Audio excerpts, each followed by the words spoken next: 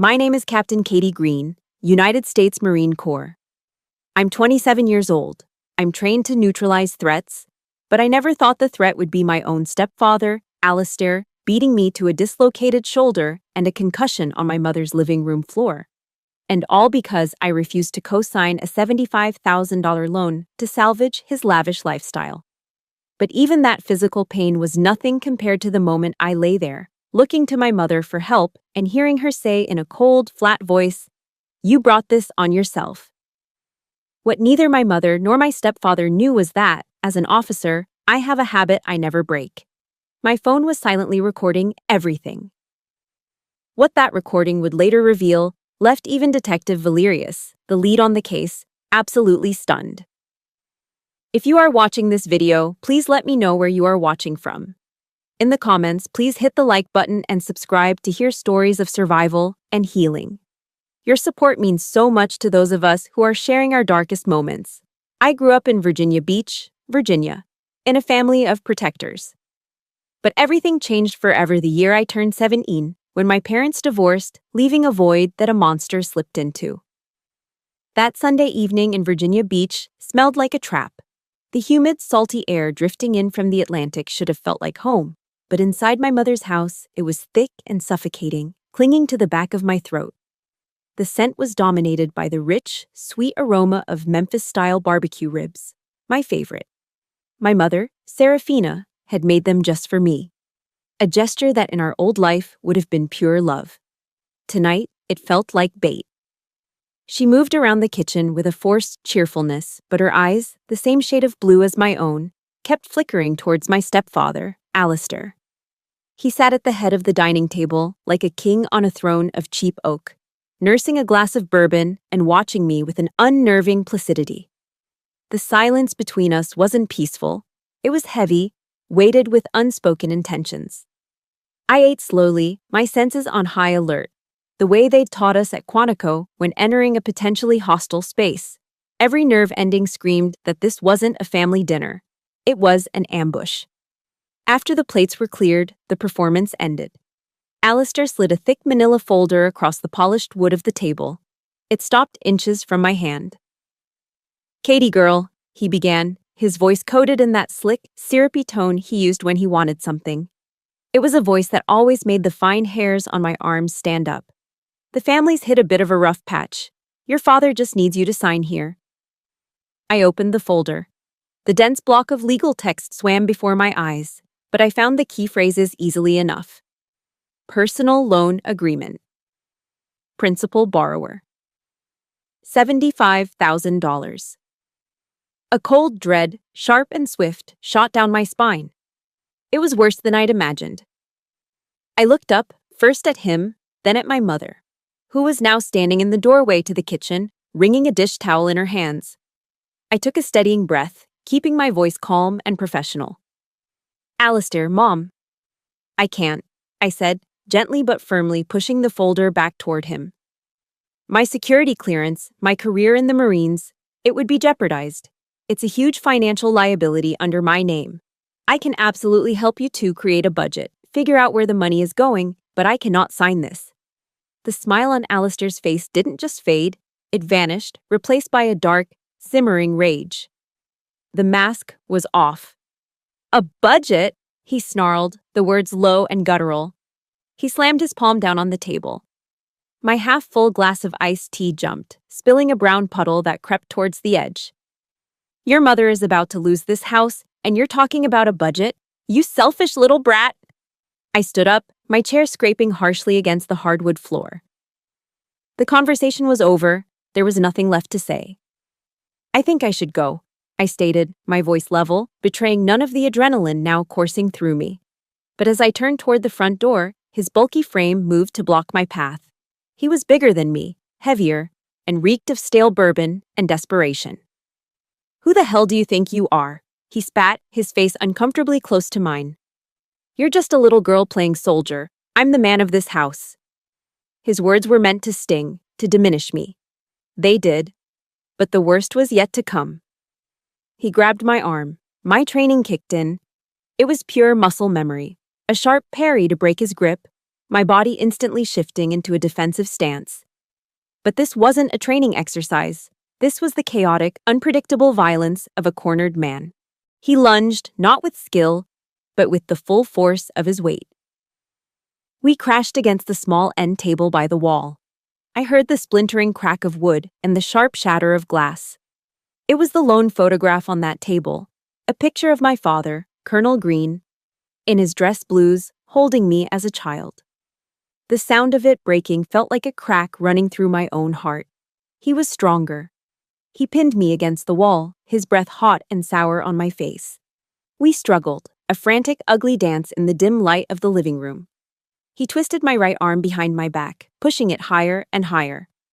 I felt a blinding, white-hot agony erupt in my shoulder, followed by a sickeningly wet pop. A scream ripped from my throat. Before I could even process the pain, his other fist connected with my temple. A flash of white light, then darkness bloomed at the edges of my vision. My legs gave out, and we crumpled to the floor, his weight crushing the air from my lungs. Through the swimming haze of pain, I turned my head. My mother was standing there, just as she had been, framed in the doorway to the kitchen. She had her hands clasped over her mouth, but not in horror. It was a strange, deliberate gesture, as if she were physically holding something in. Mom. The word was a pathetic, breathless croak, a final, desperate plea for the woman who had raised me. She met my gaze. Her blue eyes, once so full of warmth, were now as cold and distant as a winter sky. "You brought this on yourself," she said. Her voice was flat, devoid of emotion. A clinical observation. "Alistair is under a lot of stress. You shouldn't have provoked him." It wasn't a knife that went into me then. It was an axe. And with those few quiet words, it swung down and severed the very last thread that had ever connected us. Lying on that cold hardwood floor, with the ghost of Alistair's weight still crushing me and my mother's words echoing in the sudden silence, my mind couldn't grasp the how. How could this be happening? But in the quiet moments that followed, a more painful question began to surface. Why? Why would she stand there, a statue carved from ice, and sentence her own daughter? To answer that, I have to go back. Back to a time before Alistair. Back when our house wasn't just a structure, but a home. Before the divorce, my mother, Serafina, was the sun, and our family were the planets orbiting her. Those endless Virginia Beach summers were filled with the sounds of her laughter and the smell of her famous apple pie cooling on the windowsill. She was the kind of woman who could host a backyard barbecue for my father's entire company of Marines on a Saturday, then orchestrate a perfect Sunday brunch the next day without breaking a sweat. Our 3-bedroom house near the Oceana Naval Air Station was always buzzing with life. I remember her sitting at the dining room table late at night, a needle and thread in her hand, meticulously sewing the new rank insignia onto my father's uniforms. She did it with such pride, as if each stitch was a testament to her own contribution. Looking back now, I realize her happiness was always tied to my father's identity. She wasn't just Serafina Green, she was Colonel Green's wife. Her social life revolved around the Officers' Wives Club. Her friendships were with other military spouses. Her entire sense of self was built on that foundation. She was proud of it, and she had every right to be. She lived for that role. But when my father left, he didn't just pack his duffel bags and his service medals. He took her identity with him. Suddenly, our house felt cavernous. The silence was deafening. It was like a perfectly pressed dress uniform with no one inside to give it shape. That's when the silent collapse began. My mother started to withdraw. She stopped going to the club meetings. The phone calls from her friends became less and less frequent until they stopped altogether. She was terrified of what people would say, of the pitying looks she'd get at the grocery store. Her greatest fear was becoming a stereotype. I remember finding her crying in the kitchen one night, clutching a mug of cold coffee. "I don't want to be the sad, divorced woman at the end of the block, Katie," she sobbed. "I just can't bear it." That fear was like an open wound, and Alistair, with the keen senses of a shark, smelled the blood in the water from a mile away. He didn't enter her life as a lover. He came in as a savior. He was a successful defense contractor, Or so he said, with a confident smile and a wallet thick enough to make her forget her anxieties. He promised to take care of her, to give her a life where she would never have to worry again. And he did. He gave my mother back the one thing she craved more than love or companionship: an image. Their life became a carefully curated performance. Dinners at fancy waterfront restaurants in Norfolk. Expensive gifts wrapped in glittering paper. Weekends in the Outer Banks. He reintroduced her to society, but this time, she wasn't Colonel Green's wife. She was the girlfriend of Alistair Finch, the successful businessman. And my mother clung to that new identity like a drowning woman clinging to a life raft. But the price for that raft was her independence. Bit by bit, Alistair took control. First, it was her bank accounts, which he helped her manage. Then, it was her relationships, subtly criticizing her old friends until she stopped seeing them. Soon, he was controlling her thoughts. Whenever my brother Orion or I tried to raise a red flag, she would get defensive. "You don't understand," she'd insist. "Alistair loves me. He provides for me." I'll never forget the one time I saw the mask slip, early on. My mother had bought a new coffee maker, a simple Mr. Coffee, nothing fancy, without consulting him. Alistair didn't yell. He did something much scarier. He walked over to her, his voice dropping to a low, chilling whisper that cut through the air. "You need to learn to respect the money we have, Serafina." The way he said "we" made it sound like mine. My mother, the woman who once commanded a platoon of Marines' wives, stood there, cried, and apologized profusely. At the time, I thought he was just strict about money. I was young. I didn't understand. Now, I see it for what it was. It was never about the coffee maker. It was about power. He was training her, breaking her will, conditioning her to seek his approval for every little thing. My father used to argue with her sometimes, and I once heard him say, "Serafina, you are so much stronger than you give yourself credit for. Don't let fear run your life." It was a plea back then. Lying on the floor years later, it felt like a prophecy.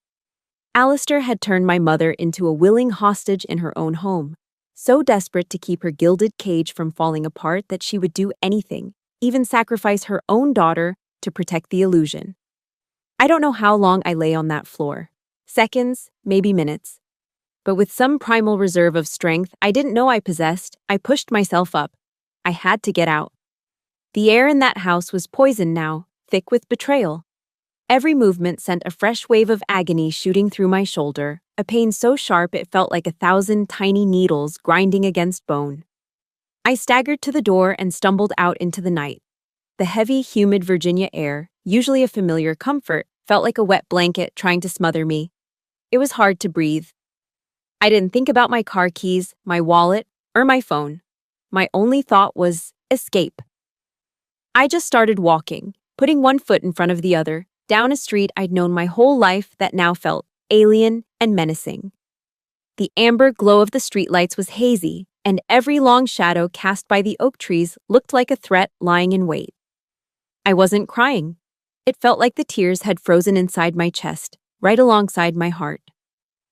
There was only one thought, a single lighthouse in the storm of pain and confusion. Orion. I had to get to Orion. My brother's place was a 15-minute drive away. On foot, injured and disoriented, it might as well have been on the moon. I made it 2 blocks before my body started to give out. My head was spinning violently, the world tilting on its axis. A wave of nausea, hot and acidic, rose in my throat from the searing pain in my shoulder. I leaned against a chain-link fence, my legs trembling, ready to collapse right there on the sidewalk. And then, through the fog, a memory surfaced. I was 14 again, running in a downpour. My father was making me run 5 miles as part of my training. I was crying, soaked to the bone, telling him I couldn't do it, that I wanted to quit. He didn't yell. He just ran beside me, his own breath steady, and said the words that would become my creed. "Pain is temporary, Katie. Quitting is forever." That voice, his voice, echoed in my head. It was the jolt I needed. I didn't have the strength to run, but I could keep moving. I pushed off the fence and continued on, using it to steady myself. one shuffling step at a time. This wasn't a walk anymore. It was a mission. My mission was to survive. Left foot, right foot, breathe, repeat. The world narrowed to that simple, grueling rhythm. I don't know how long I walked. Time had lost all meaning. But then I saw it. Through the trees, a soft, welcoming glow. The porch light of Orion's small ranch-style house. It had never looked so much like a sanctuary. I stumbled up the driveway and onto the 3 wooden steps of his porch, my body screaming in protest. Using my good hand, I knocked, a weak, pathetic tapping against the solid wood of the door. I heard hurried footsteps from inside. The lock clicked and the door swung open. There was Orion, dressed in an old fire department t-shirt and plaid pajama pants, his hair a mess from sleep. His face, still soft with drowsiness, transformed in an instant. The sleepiness vanished, replaced by shock. The shock then hardened into a cold, protective fury. A fury I knew wasn't directed at me. He didn't ask a single question. He didn't say, "What happened?" or, "Are you okay?" His eyes, the eyes of a firefighter trained to assess a scene in seconds, took in my bruised face, the unnatural angle of my arm, the way I was swaying on my feet. And then he acted. He said nothing at all as he gently scooped me up into his arms, just as I started to collapse, and carried me inside as if I weighed nothing. Orion carefully set me down on his worn leather sofa. He knelt in front of me, his professional gaze quickly and efficiently assessing the damage. His movements were calm, deliberate, the way they are at the scene of an accident. "I'm calling 911, he said, his voice a bedrock of certainty in my chaotic world. I tried to speak, to form a word, but only a dry rasp came out. He saw the effort and gently placed a finger on my lips, silencing me. "Don't say anything, Katie," he said, his voice softer now, but just as firm. "I'm here now. You're safe." In that moment, suspended between agony and relief, the difference was so stark it took my breath away. My mother, seeing me broken on the floor, had condemned me. "You shouldn't have provoked him." My brother, seeing the same thing, had sheltered me. "You're safe now." One had passed judgment, the other had offered sanctuary. And in the quiet safety of my brother's living room, I finally understood. The family I'd grown up with, the one built on my mother's pride and my father's honor, was dead. It had died tonight on a living room floor covered in shattered glass. But in its place, born from the ashes of that betrayal, a new family had just begun. It was small. It was just the 2 of us. And for now, that was enough. The first thing I registered was the smell. A sterile, sharp, antiseptic scent that instantly cut through the groggy haze in my mind. It was the smell of clean floors and disinfectant wipes, a scent that could only mean one thing: a hospital. I blinked my eyes open, the fluorescent lights above buzzing softly, and the world came into focus as a stark, white room at the Portsmouth Naval Medical Center. The sharp, tearing agony in my shoulder had been tamed by whatever they'd given me, now a deep, throbbing ache. A dull, persistent drumbeat reminding me of the night before. And then I saw him. My brother Orion was slumped in a hard plastic visitor's chair, his head lolled to one side against the wall, fast asleep. His firefighter's uniform from his last shift was folded neatly on the floor beside him. He hadn't even gone home. I shifted slightly in the crisp, starchy hospital sheets, and the small rustle of fabric was enough to wake him. His eyes snapped open, instantly alert, a lifetime of late-night emergency calls having conditioned him to wake at a moment's notice. "Hey, champ," he whispered, his voice thick with sleep but overflowing with an unmistakable, profound relief. He pushed himself out of the uncomfortable chair, stretching his back, and walked over to the bedside table. Without a word, he poured me a glass of water from the plastic pitcher there. There were no probing questions, no demand for an explanation. He didn't ask me to relive it. He just placed the cool glass in my good hand, his fingers brushing against mine, and then rested his other warm, steady hand over my own. In that quiet, shared silence, surrounded by the sterile white walls and the steady, rhythmic beep of a heart monitor, a profound sense of peace washed over me. I finally felt safe. safer than I had felt in my own mother's house for the last 5 years. A few hours later, after a doctor had come in to explain my injuries, a grade 3 shoulder separation and a moderate concussion, another visitor arrived. My commanding officer, Major Evans, filled the doorway. He was a quintessential Marine. Tough, no nonsense, with a face that looked like it had been carved from granite by years of service, but with surprisingly kind, intelligent eyes. He wasn't carrying flowers or a gift basket. That wasn't his style. Instead, he held 2 styrofoam cups of steaming, notoriously bad vending machine coffee, one of which he extended to me. "Heard you had a loud evening, Captain," he said, his tone dry and understated as I took the cup. "Your chain of command has been notified. Your first and only priority right now is to recover. Everything else, we got it." That was it. No prying questions about the circumstances, no judgment, no offer of hollow pity. He simply stated a fact. I was one of his Marines, and the Corps takes care of its own. He was confirming that the institution I had dedicated my life to was now wrapping its arms around me. His words, direct and devoid of sentimentality, were more powerful than any pain medication they could have given me. They were an anchor in a storm that had ripped me from everything I thought I knew. Later that same day, Detective Valerius from the Virginia Beach Police Department arrived. He was a middle-aged man with tired lines etched around his eyes. But the eyes themselves were sharp and missed nothing.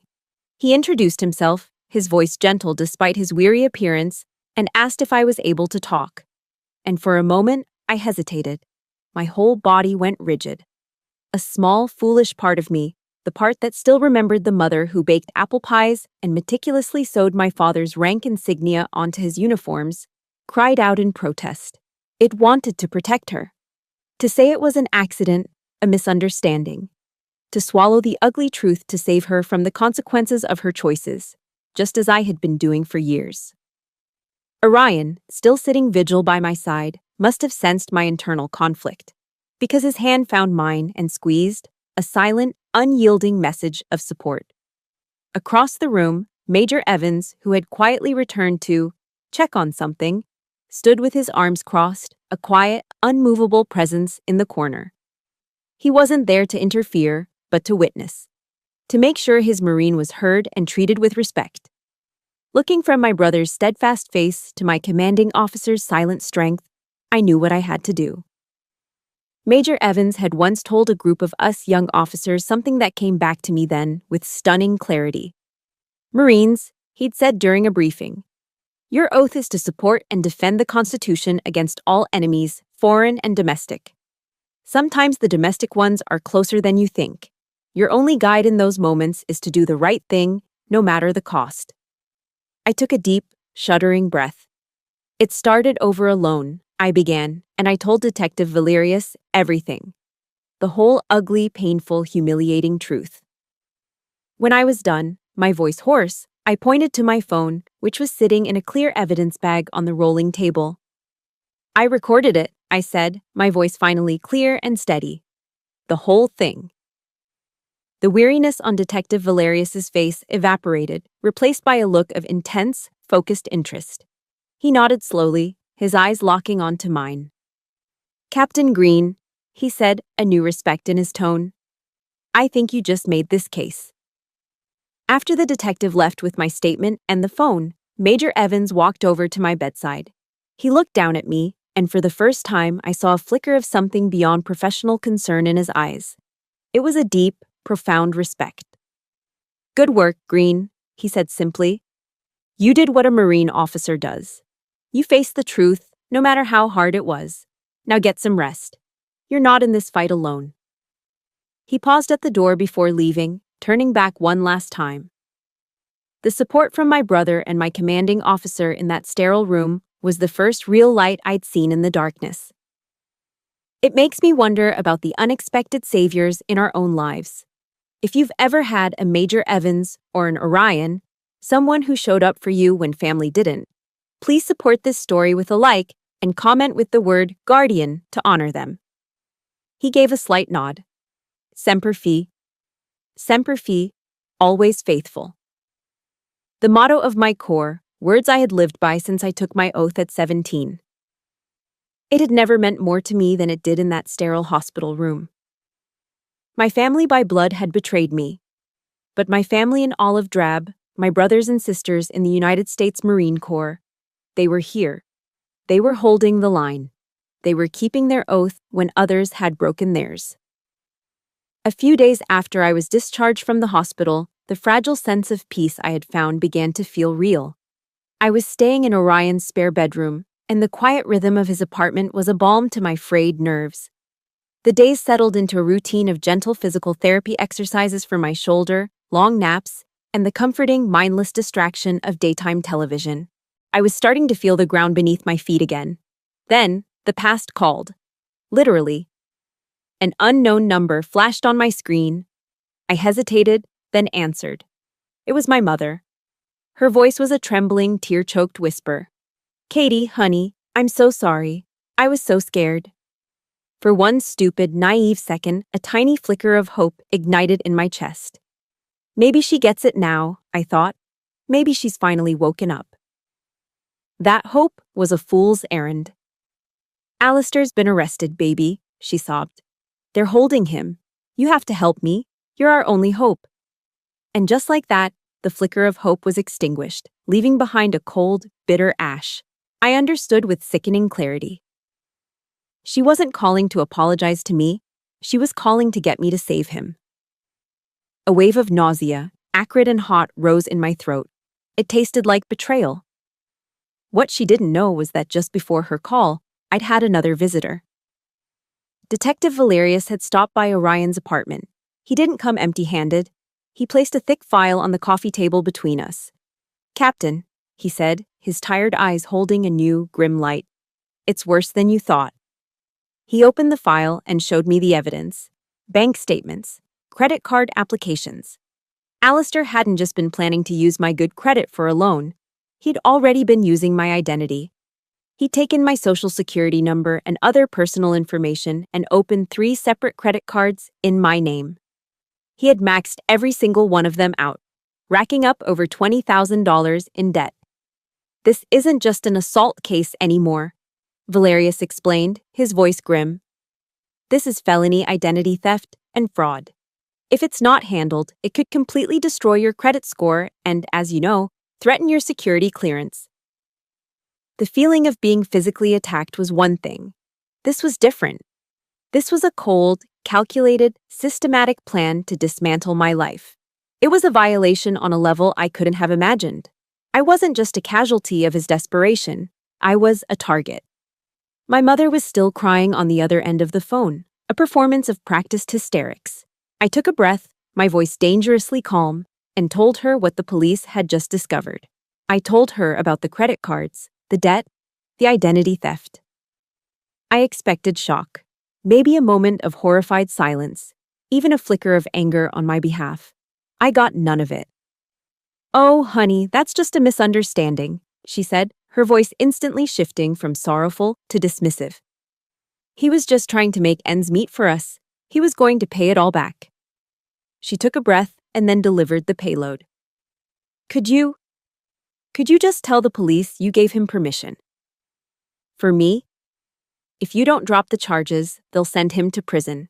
His life will be over. Do you really want that to happen to the man who's been taking care of your mother?" It was then that I remembered something a psych instructor at Quantico once told us. Master manipulators don't use weapons. They use your own love and sense of duty against you. She wasn't asking for my help. She was giving me an order, using our shared history as a weapon of emotional blackmail. She was holding our entire mother-daughter relationship hostage in exchange for a lie that would exonerate her abuser and implicate me. No. The word came out of me, cold and hard as steel. It was a single, clean sound in the chaos of her manufactured grief. "I will not lie to protect a criminal," I continued, my voice gaining strength with every word. "He assaulted me, he stole from me, and you stood there and watched." The other end of the line went silent for a long moment. When she spoke again, the fake tears were gone, replaced by a venomous chill that was far more honest. "You are so selfish, Katie. Just like your father," she hissed. always putting your precious principles and your career before this family. You will regret this." Then, a sharp click. She had hung up. The last lingering ember of hope that I could somehow salvage a relationship with my mother died in that moment. There was nothing left but the stark, unvarnished truth. I was in a war I never asked for, and my own mother had just declared, unequivocally, which side she was on. The final straw wasn't a shout. It wasn't another threat or a tearful, manipulative plea. It was a calm, professional phone call that chilled me to the bone. A calculated strike that landed with devastating precision. It came the day after my conversation with my mother. From a number I recognized immediately as my direct line at the base. Major Evans. "Green," he said, and the usual undercurrent of warmth in his voice was gone, replaced by a formal, unreadable seriousness that immediately put every nerve in my body on high alert. "I've just had a very interesting conversation with your mother." I went completely still, the air leaving my lungs in a silent rush. A cold dread, far worse than anything I'd felt before, washed over me. This was a line I never imagined would be crossed. "She seems to be under the impression," he continued, his voice carefully neutral, each word deliberately spaced, "that you have a history of emotional instability. She claims that you have issues with aggression, and that you were, in fact, the one who assaulted Mr. Finch first after he refused to give you money." I was speechless, utterly paralyzed. The phone felt like a block of ice in my hand. It was one thing to be abandoned in a moment of crisis. It was another to be manipulated for the sake of an abuser.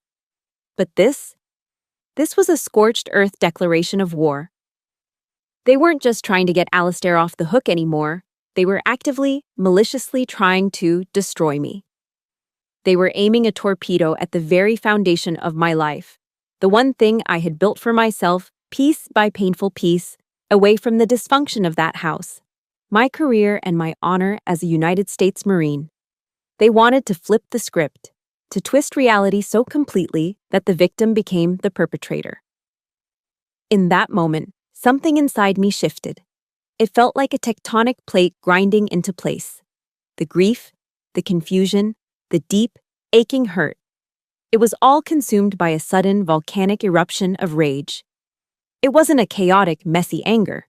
It was a pure, hot, clarifying rage that burned away every last shred of doubt and sentimentality. The enemy was no longer a vague concept. She had a name and a voice. The moment I hung up with Major Evans, my hands moving with an eerie calm, I dialed my mother's number. There were no more tears left in me. There was no more conflict, no more filial duty warring with self-preservation. There was only the cold, precise focus of a soldier before an engagement. She answered on the second ring, her voice wary. "Katie." "You called my commanding officer," I said. It was not a question. It was a statement of fact, an indictment. She immediately started to stammer, the facade of the concerned mother crumbling into the pathetic defense of a co-conspirator. "I was just trying to help, honey. Their lawyer said it was the only way to make this all go away." "Help?" I cut her off, my voice sharp as broken glass, devoid of the warmth she had known her whole life. "You call that helping? Let me be perfectly clear. You called my CO to slander my name, to lie about my mental state, and to potentially end my career. You are actively trying to ruin my life to save the man who beat me unconscious and stole my identity. Do you even hear the words coming out of your mouth?" The other end of the line was silent. A thick, damning silence that was all the answer I needed. She heard them. She just didn't care. "Listen to me very carefully," I continued, my voice dropping to a low, steady tone that left no room for negotiation or future appeals to emotion. "From this moment forward, you and I are done. I am no longer your daughter. You have made your choice, and now I am making mine. Any future communication between us will be through my lawyer. The game is over." I ended the call before she could respond. I didn't slam the phone down in anger. I placed it calmly on the counter. And in the silence that followed, I didn't feel the crushing sadness I expected. I felt free, utterly and completely liberated. The immense, soul-crushing weight of trying to love someone who was incapable of loving me back, of trying to maintain a relationship with my own poison had vanished. I walked into the bathroom and looked at my reflection in the mirror. A woman stared back at me, a faint yellow-green bruise still visible on her temple, her right arm still immobilized in a sling. But her eyes? Her eyes were different. The hurt, the confusion, the pleading look was gone. In its place, a fire was burning. For years, I had ignored my gut feeling about Alistair. For years, I had made excuses for my mother's weakness. I had just finished rereading a book from the Commandant's reading list, Gavin de Becker's The Gift of Fear, a book that preaches the importance of listening to your intuition as a survival tool. I realized I had been silencing mine for far too long, out of a misplaced sense of family loyalty. Never again. I took an oath to protect my country from all enemies, but somewhere along the way, I had forgotten the most fundamental oath of all, the one you make to yourself, to protect your own safety, your own sanity, your own honor. That night, I made a new vow, a silent promise to the reflection in the mirror. I would not be silent. I would not retreat. I would fight this battle. That moment of choosing to fight for yourself is one of the most powerful experiences a person can have. If you've ever reached a point where you had to draw a final line in the sand to protect yourself, please show your support with a like and comment with the words, "line drawn," to let me know I'm not alone in this fight. The power had shifted. The control she and Alistair thought they had was an illusion, and it had just been shattered. I picked up my phone again, my fingers steady, and called the one person I knew would understand the shift in strategy. Orion answered immediately. "Katie, what's wrong?" "I need a good lawyer," I said, my voice clear and resolved. "And I don't mean a good one. I mean a shark. Someone who doesn't just defend, someone who attacks." He didn't ask for details. He didn't need them. He heard the steel in my voice. "I know a guy," was all he said. That phone call changed everything. The victim narrative they had tried to force upon me was dead. I was no longer a pawn in their desperate game. I was seizing the pen, becoming the author of my own story. The legal battle ahead would be brutal. I knew that. It would be messy and painful. But for the first time in a long, long time, I wasn't afraid. I was ready. The man Orion knew was named Ben Carter, a former JAG prosecutor whose private practice was located in a sleek downtown Norfolk high-rise overlooking the Elizabeth River. He was nothing like the slick, fast-talking lawyers I'd seen on TV. His office was organized with military precision, books perfectly aligned on the shelves, not a stray paper in sight. It looked like a commanding officer's quarters. Ben was in his late 50s, with a firm handshake and eyes that held the quiet intensity of a man who had seen combat. He was an old friend of my father's. "Marcus pulled me out of a burning Humvee in Fallujah," Ben said, his grip on my hand solid and reassuring. "He saved my life. It's about time I started to repay that debt."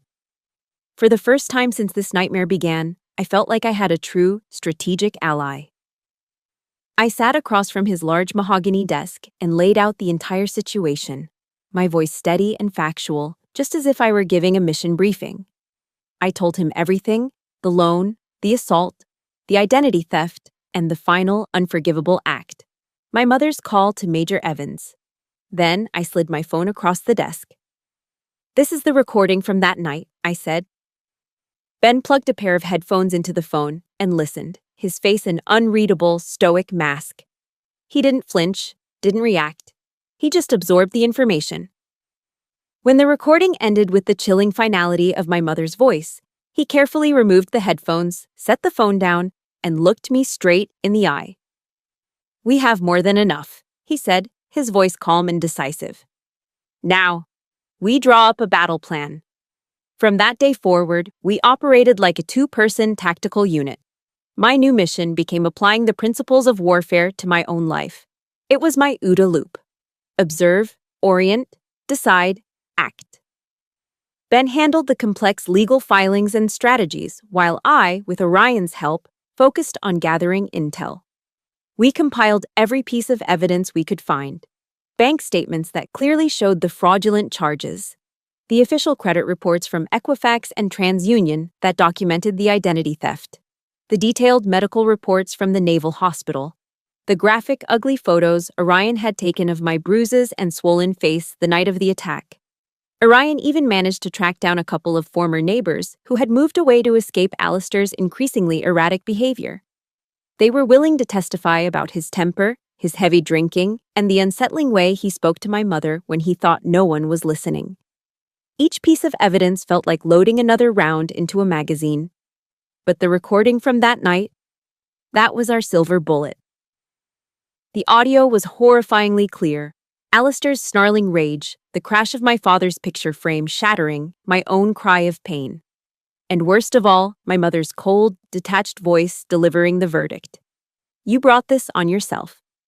It was the kind of evidence that left no room for interpretation. A week later, Ben called me. Katie, are you sitting down? He asked. He had hired a private investigator to do a deep dive into Alistair Finch's past. It turned out the successful defense contractor persona was a complete fabrication. He had been fired from his last legitimate job for expense fraud, but the real bombshell was what the investigator found in Arizona. Alistair had an outstanding felony warrant for financial fraud against the elderly. He had conned a 70-year-old widow out of her life savings. He's a serial predator, Katie, Ben said, his voice devoid of any softness. And your mother was just his latest mark. The news was both sickening and, in a strange way, liberating. It obliterated any lingering, microscopic shred of doubt I might have had. This wasn't a good man who had made a terrible mistake under pressure. This was a professional criminal who preyed on vulnerable women, and my mother had willingly handed him the keys to her life, and tried to hand him the keys to mine. He had to be stopped. I was going to be the one to stop him. As the preliminary court date approached, their side blinked. Alistair's lawyer offered a plea deal. He would plead guilty to misdemeanor assault if I agreed to drop all the felony fraud and identity theft charges. The offer was a joke, an insult. But then my mother called, her voice choked with manufactured tears, begging me to accept it. Think of the family, Katie. This will tear us apart, she cried. What family? I responded, my voice as cold as ice. The family ended the night you stood by and watched your daughter get beaten. There is no deal. We're going to trial. After I hung up, the weight of that decision settled on me. This meant my mother would have to be exposed in court. That recording would be played. Her betrayal would become public record. I talked it over with my therapist, Dr. Sharma, a woman whose calm wisdom had been a lifeline. She looked at me and said, Katie, sometimes confronting your abuser in court isn't about revenge, it's about reclaiming your own narrative. It's about taking the story they tried to write for you and telling it, in your own words, in a place where the truth matters more than their lies. And she was right. This wasn't just about putting Alistair behind bars anymore. This was about taking back my own story. This was about ensuring my voice, the one they had tried so hard to silence, would be the one that was finally heard. The Virginia Beach Circuit courtroom was cold, formal, and utterly silent. A sterile environment designed to strip away emotion and leave only facts. The air hummed with a tense anticipation that felt heavier and more suffocating than the humid summer air outside. Before walking in, I had paused in the marbled hallway, my hand resting on the military ID card in my wallet. The words, United States Marine Corps, stared back at me in bold black print. They weren't just words. They were a promise I had made to my country and to myself. They were a reminder of who I was, what I had sworn to uphold. Honor, courage, commitment. Today, in this arena so different from any battlefield I had trained for, all three would be tested. I walked through the double doors and into that courtroom wearing my Service A uniform. The iconic olive green jacket and khaki skirt, my ribbons and medals perfectly aligned over my left breast pocket. It wasn't a tactic Ben had devised. It was a statement. It was my armor, a tangible representation of the discipline, integrity, and strength they had tried to break. This was who I was, and I would not let them take that from me. Across the room, at the defendant's table, sat Alistair. He looked haggard and pathetic in a cheap, off-the-rack suit that seemed a size too big for his suddenly shrunken frame. Stripped of his blustering household rage, he looked smaller, weaker. In the front row of the gallery, seated directly behind him like a silent, complicit shadow, was my mother. She looked 10 years older than the last time I'd seen her face a pale, drawn mask of anxiety. Her hands were clenched so tightly in her lap that her knuckles were white. She refused to meet my eyes, staring intently at a fixed point on the far wall. The battle began. Alistair's lawyer, a man with a slick smile and the predatory eyes of a shark, did his best to dismantle me on the stand. He brought up my military training, not as a point of pride, but as a weapon against me. He twisted my service into a portrait of a volatile, aggressive soldier, peppering his questions with insinuations about undiagnosed PTSD. He painted a picture of a woman, trained in violence, who had overreacted to a simple family disagreement about money. He tried to provoke me, to bait me, to make me fit the unhinged caricature he was creating for the jury. But I held my ground. Anchored by the truth and the rigid discipline of my training, I answered every question calmly, factually, my voice never wavering. I stuck to the facts. The truth was my weapon and my shield. Then it was Ben Carter's turn. He rose, and his quiet, commanding presence seemed to suck all the air out of the room. He didn't question me further. He had already established the facts of the assault. Instead, he turned his attention to the judge. "Your Honor," he said, his voice resonating with an authority that brooked no argument, "the prosecution would like to play an audio recording into evidence, People's Exhibit A." A ripple of interest went through the courtroom. The judge nodded. A court clerk took my phone, which had been held in evidence, and connected it to the courtroom's speaker system. The low hum of the air conditioning was the only sound as the room fell utterly silent. Ben pressed play. Alistair's voice, thick with contempt and bourbon, suddenly filled the space, as raw and ugly as it had been that night. "Just a little girl playing soldier." The sound of the end table splintering. The sharp, sickening shatter of glass as my father's picture frame hit the floor. My own muffled cry of pain as my shoulder gave way. And then, the climax. A moment of charged silence, followed by my mother's voice, chillingly clear, broadcast for all to hear. "You brought this on yourself." I risked a glance at her. I watched as my mother physically recoiled in her seat, cringing as her own cold, damning words echoed in the silent room. Her betrayal was no longer a private wound. It was a public record. Alistair went pale, his face the color of ash, his eyes wide with the terror of being truly seen for the first time. Across the room, I saw the faces of the jury members. Their expressions, once carefully neutral, shifted into a collective mask of undisguised disgust. They weren't just looking at him anymore, they were staring through him. The game was over.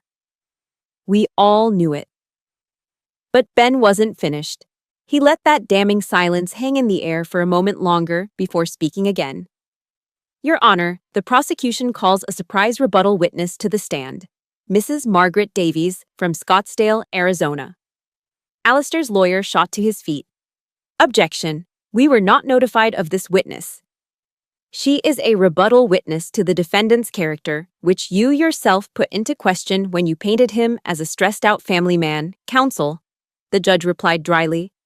"Overruled. Bailiff, please bring in the witness." The heavy courtroom doors opened and a small elderly woman walked in. She was maybe 5 feet tall, with a neat crown of silver hair and a frail frame, but she walked with a spine of steel and an unshakable resolve in her eyes. It was the widow Alistair had conned out of her life savings. He stared at her, his mouth agape, as if he were seeing a ghost risen from the grave of his past sins.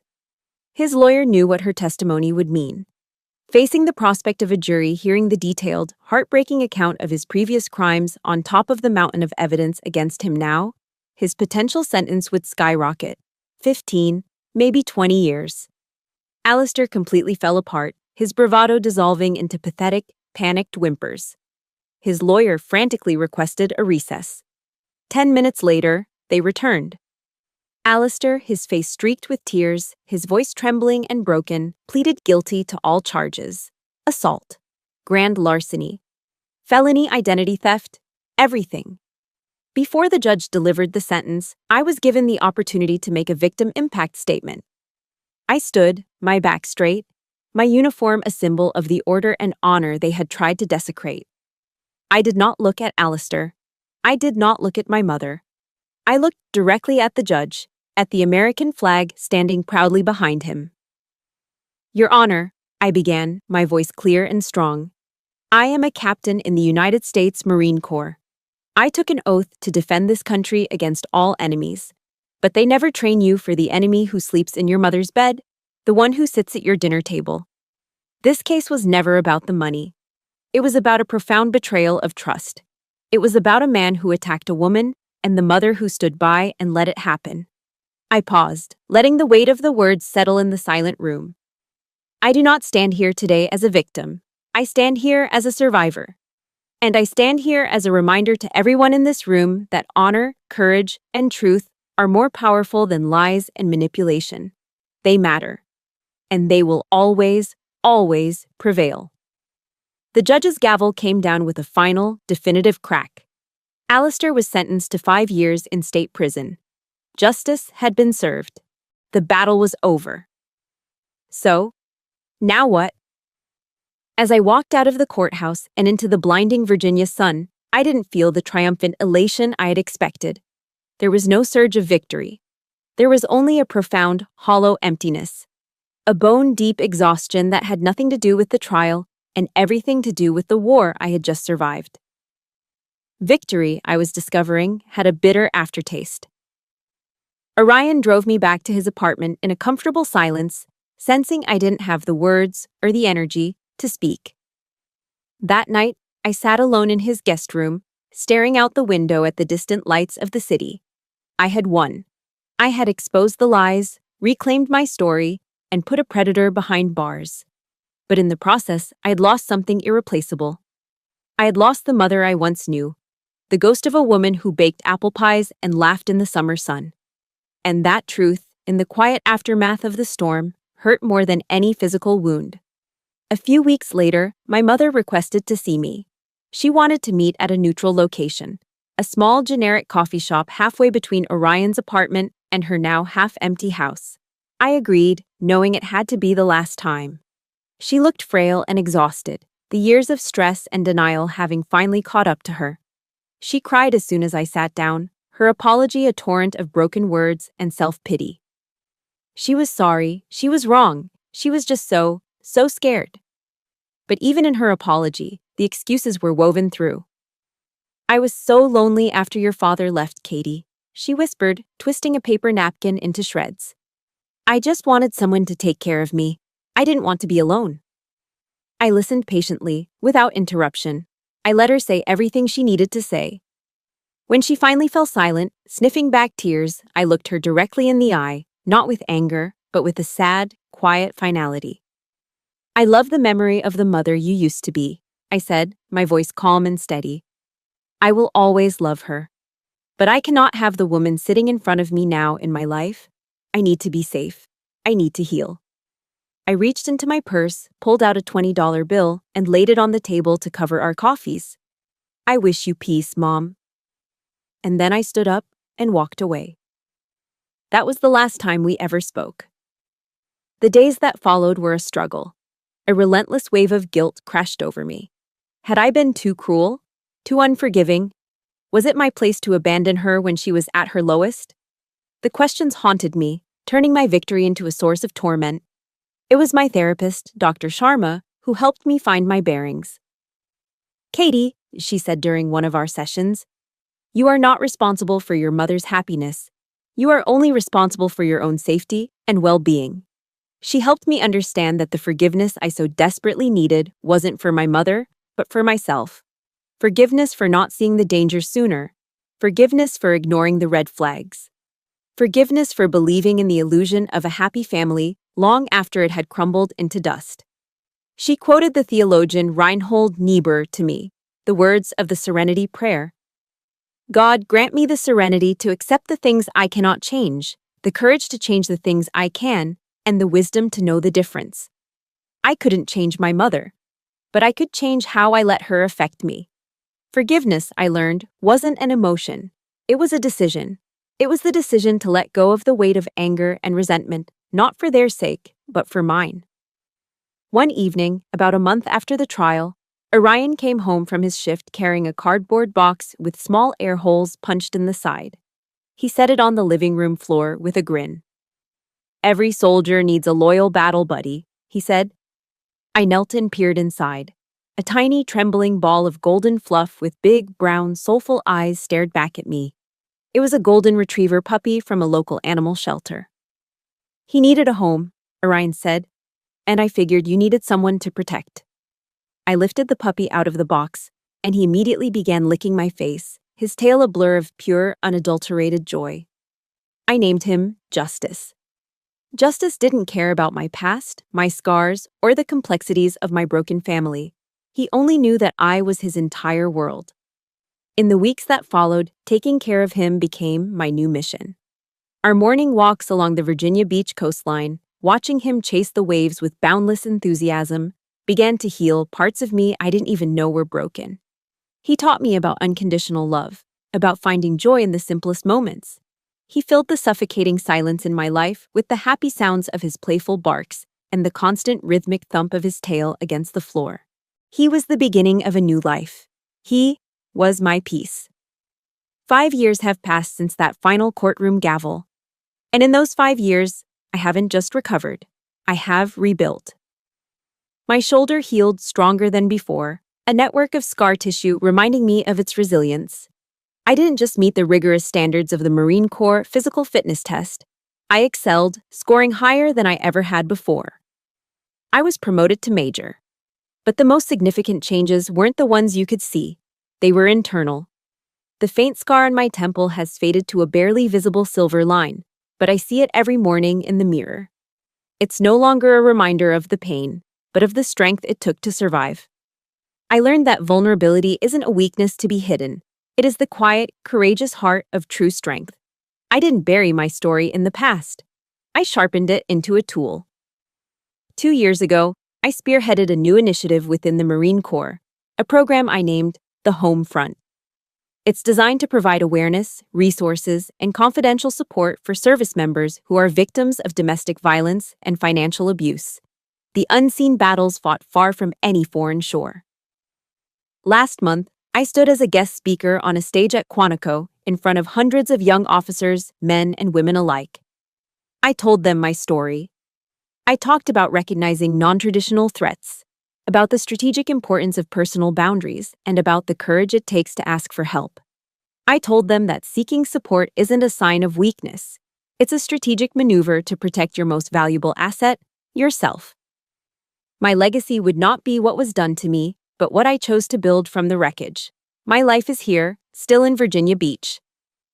I have a small apartment overlooking the ocean, where I can watch the dolphins play in the surf in the early morning light.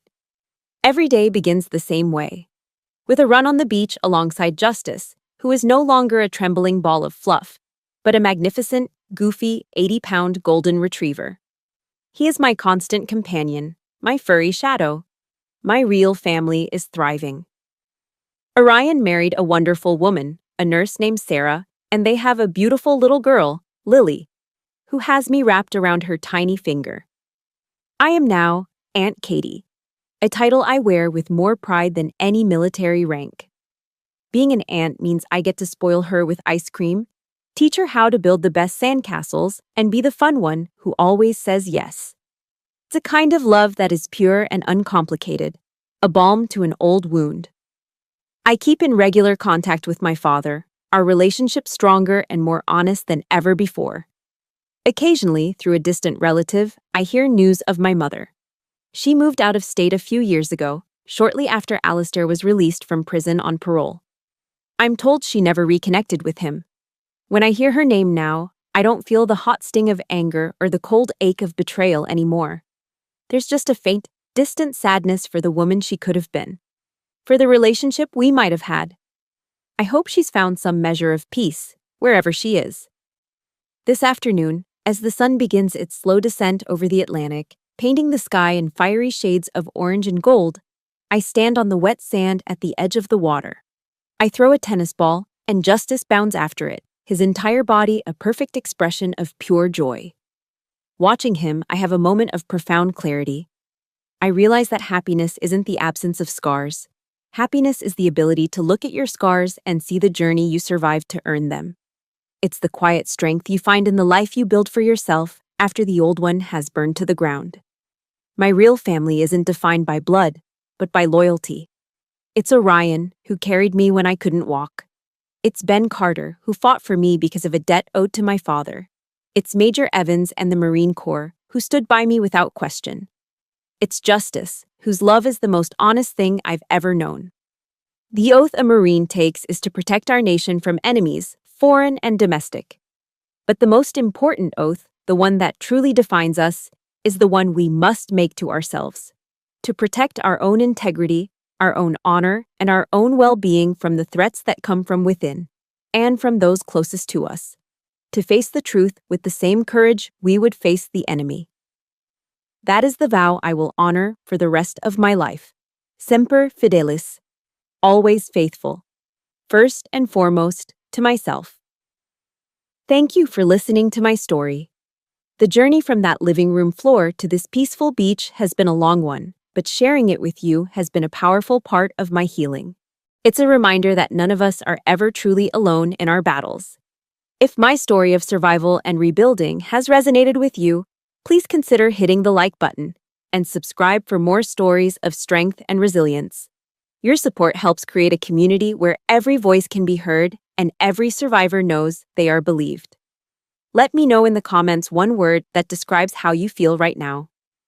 Thank you for being a part of my final chapter.